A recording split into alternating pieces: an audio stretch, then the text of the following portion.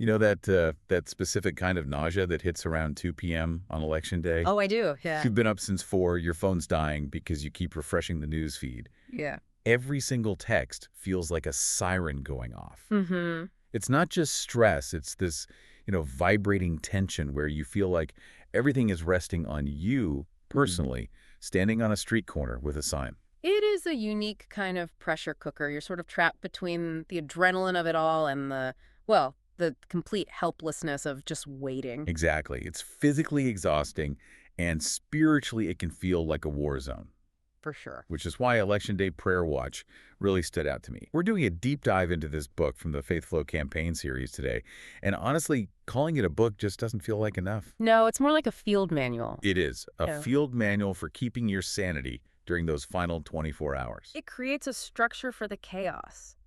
And the premise isn't really about political strategy. It's not about getting one last vote.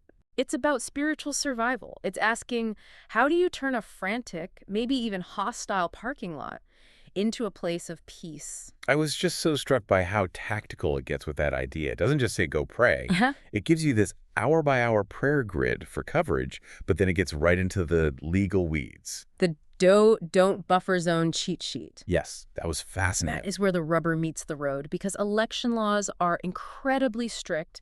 That 50 to 200-foot zone around a polling place is, it's legally sacred ground. You can't electioneer there. You can't. And this guide doesn't fight that. It leans into it.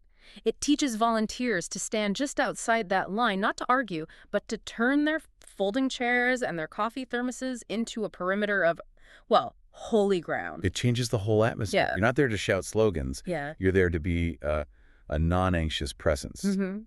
And I love how they operationalize that, so people aren't just, loitering. They have roll cards. Right. The prayer captains and the runners. Yeah. A prayer captain gets an orange lanyard, a runner gets a blue armband. It might sound a little bureaucratic, but giving someone a clear job is the fastest way to lower their anxiety. Absolutely. When you have a role, you have agency. But the book knows that even with a role, things can get heated. Polling places are flashpoints. Mm-hmm. And that's where the LEAP strategy comes in. I think this is probably the most critical tool in the whole thing. Listen, empathize, ask, provide. It sounds simple. It does. But when someone is screaming that the machines are rigged or whatever, jumping to empathize just feels impossible. It feels completely counterintuitive, but that's exactly why it works. When a voter is that angry, their brain is just in fight or flight. If you argue facts, you just escalate things. You feed the fire. Exactly. But if you stop and say, I can hear how frustrated you are and I want to help, you short-circuit that whole anger loop. You're not agreeing with their politics. You're just validating their humanity. You're de-escalating the threat. Yeah. And the book pairs that with the whole Good Samaritan approach. The hospitality station. Setting up coffee and granola bars for everyone. Doesn't matter whose hat they're wearing. And you shift the dynamic from us versus them to just neighbors sharing a space. But, and this is but you can't just throw any volunteer into that role. Right. They burn out in an hour. Instantly. And this is where the wider FaithFlow system is so essential. It's all about alignment. The spiritual gifts assessments. It creates safety through design. If you have someone with truth gifts, people who value accuracy and justice, you do not put them at the hospitality table with irrational voters. Because they'll try to correct them. And it will just explode. Put that person on the prayer team, interceding for integrity. You put the person with care gifts at the coffee station. That distinction is just vital. It stops volunteers from trying to be everything to everyone. You just have to be who you were designed to be. Mm-hmm.